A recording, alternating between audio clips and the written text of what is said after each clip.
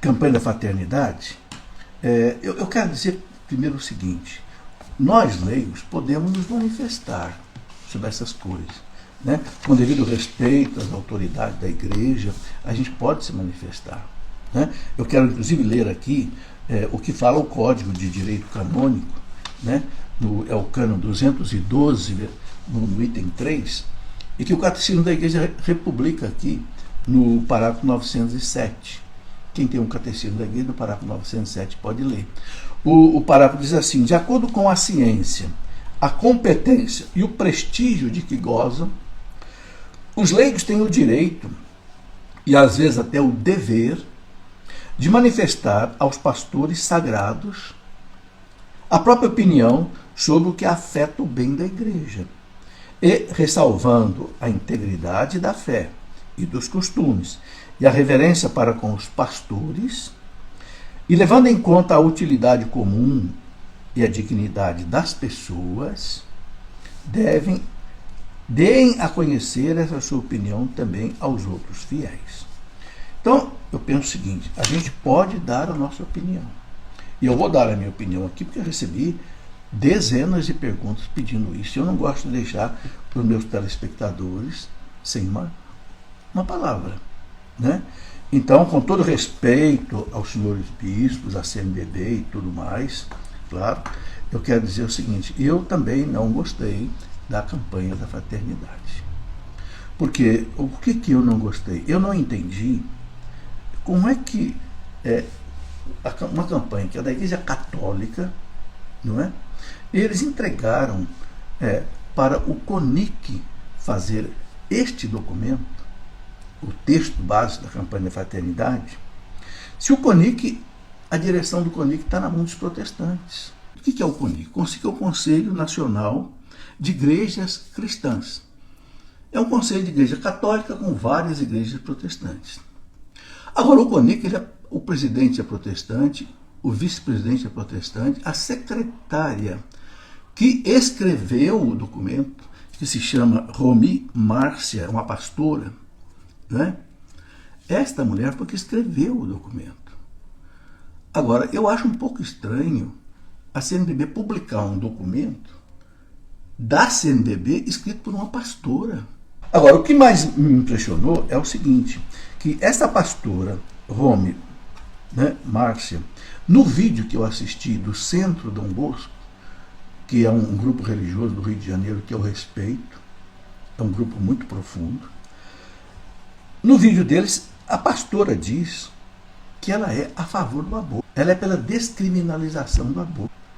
E ela se diz feminista, e ela se diz defensora da ideologia de gênero. Ora, são todas coisas condenadas pela igreja. O feminismo que vive aí fazendo um monte de estardalhaço. Ela fala em defender os direitos sexuais e reprodutivos da mulher. Que direitos sexuais e reprodutivos da mulher?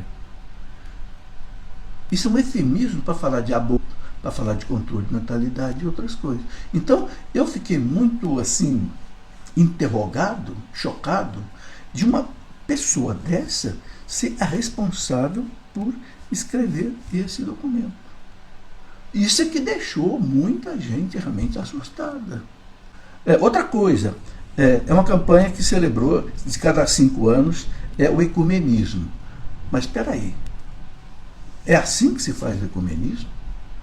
Quando eu leio os documentos do Concílio Vaticano II, né, Unitatis Redintegratio, sobre o ecumenismo, e a encíclica do Papa João Paulo II, Ut Unum Sint, que todos sejam um, não é isso aí o ecumenismo, não. O Papa João Paulo II, na encíclica Ut Unum Sint, ele diz assim: ecumenismo não é irenismo. O que é irenismo? Irenismo é você aceitar qualquer coisa para fazer unidade. Opa! Nós não podemos aceitar essas coisas que essa pastora propõe. Não está dentro da doutrina da igreja. Então isso para mim seria irenismo. Entende? Então isso é que me deixou assim espantado diante dessa situação, né? O João Paulo II diz: a unidade não pode ser sacrificando a verdade. João Paulo II fala na Ut Unum Sint.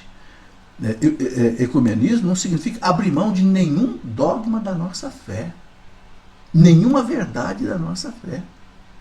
Não, ele fala, porque a unidade feita fora da verdade, João Paulo II fala, seria uma unidade falsa. Inclusive, eu vi um vídeo do bispo Dom Adair José Guimarães. Ele disse, esqueçam essa campanha da fraternidade. Isso é coisa da teologia da libertação. Ora, então o que a gente percebe? Que os bispos, eles não tomaram conhecimento desse documento.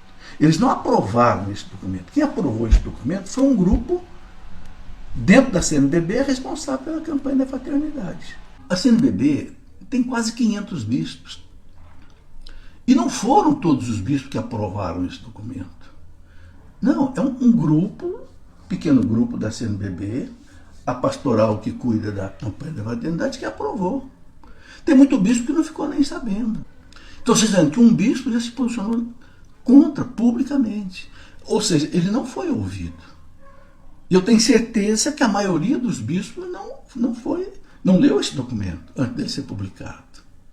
Eu sei que quando os bispos, uma vez por ano, se reúnem aqui em Aparecida, normalmente no mês de abril, né, e passam ali uns 10 dias estudando, aí eles soltam documentos ali que vão em votação por todos os bispos. Aí sim, aí eu posso dizer, é um documento dos bispos do Brasil, porque todos leram, analisaram e votaram.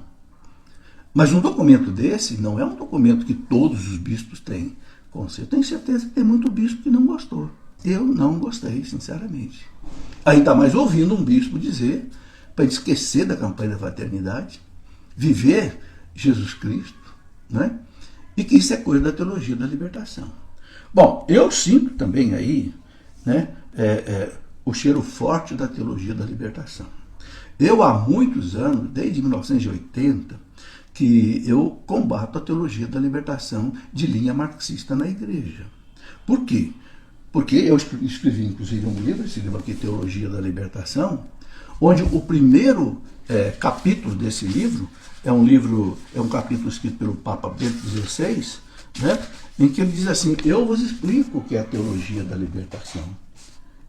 Né?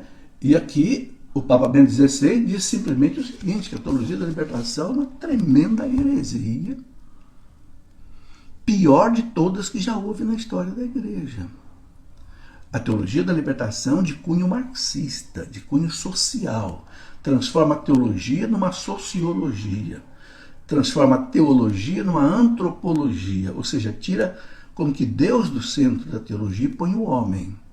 É essa a teologia da libertação marxista, que incentiva a luta de classes, incentiva a invasão de terra, incentiva essas coisas todas.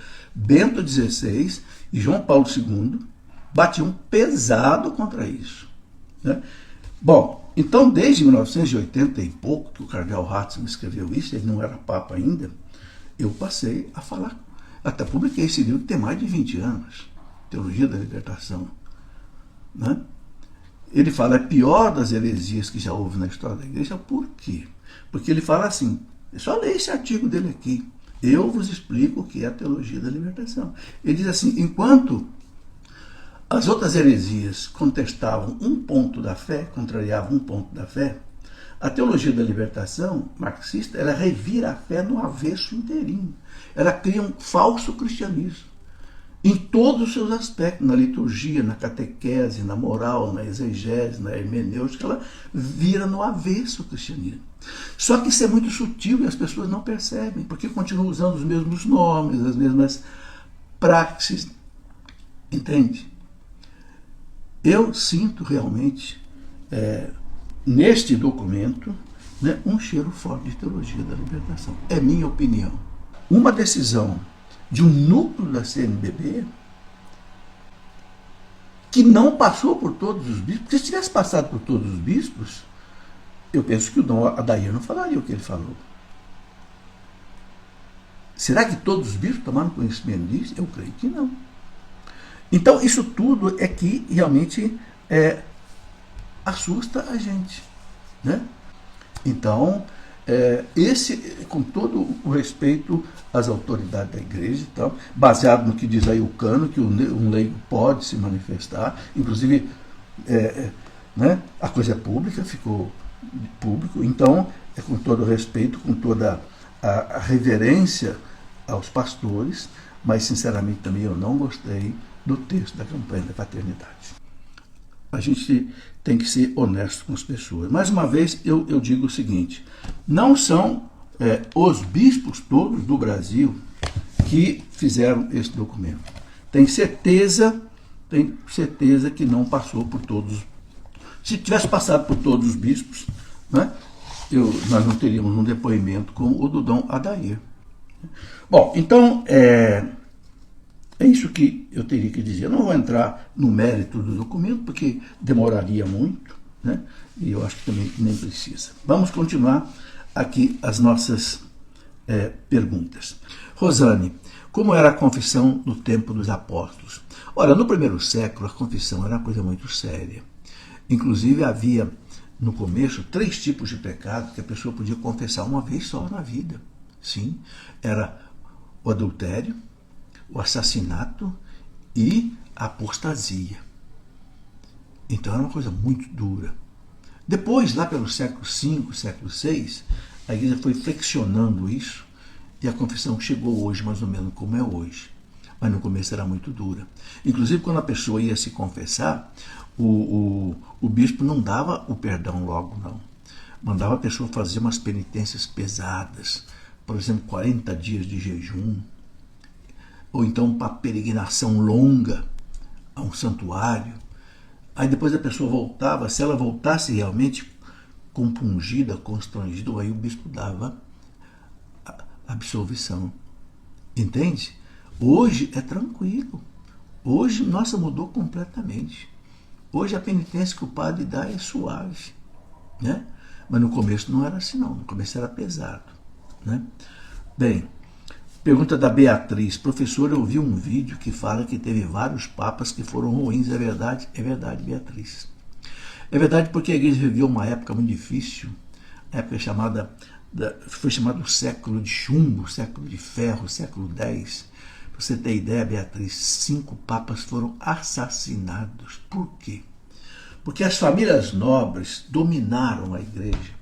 E cada família nobre queria fazer o papa. Então tinha os Corsini, os Spoleto, os Médici, entende? E aí, o que acontecia? Uma família fazia um papa, outra família que não gostou, às vezes até assassinava esse papa, elegia outro papa, aí vinha outro, assassinava esse, elegia outro. Sabe, isso aconteceu na história da igreja. Houve um papa com 18 anos de idade, João XII. Você pensou um menino com 18 anos de idade ser papa? Diz que ele fazia barbaridades. Mas era um papa legítimo. Foi eleito por um conclave. A igreja não esconde nada disso. Isso mostra que se a igreja não acabou, meus irmãos, é porque de fato ela é divina. Parece que Deus deixou a igreja passar por essa miséria humana para mostrar assim, eu é que cuido dessa igreja. As portas do inferno nunca vencerão. Nem pelas heresias, nem pelas perseguições, nem pelos pecados dos filhos da igreja. A igreja não tem pecado, a igreja é santa, mas os seus filhos têm pecado. É interessante isso. Tem uma história muito interessante que eu gosto de contar. Tem um escritor, um historiador alemão, protestante, chamado Ludwig von Pastor. Alemão, Ludwig von Pastor. Ele protestante, mas ele se encantou tanto com a história dos papas que ele escreveu a história dos papas em 40 volumes. Eu conheço essa coleção. Cada volume grosso. Quando esse homem acabou de escrever isso, gente, ele disse, eu vou me tornar católico. Era protestante. Eu vou me tornar católico, sabe por quê? Porque se essa igreja não acabou, de fato ela é divina.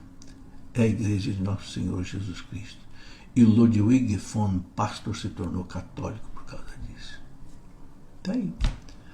As portas do inferno. Agora, teve papa sofrível na história da igreja? Teve, sim. Mas tem uma coisa interessante, sabe? Nenhuma bula pontifícia de nenhum papa da igreja foi cancelada até hoje. que o Papa pode ser pecador, mas quando ele atua como Papa, ele define uma verdade de fé, um dogma, ele tem assistência do Espírito Santo. É interessante. Nenhuma bula pontifícia de um Papa foi cancelada até hoje. E olha, 267 Papas. Então, beleza, essa igreja humana, que faz Deus sofrer tanto, mas essa igreja também é divina, né?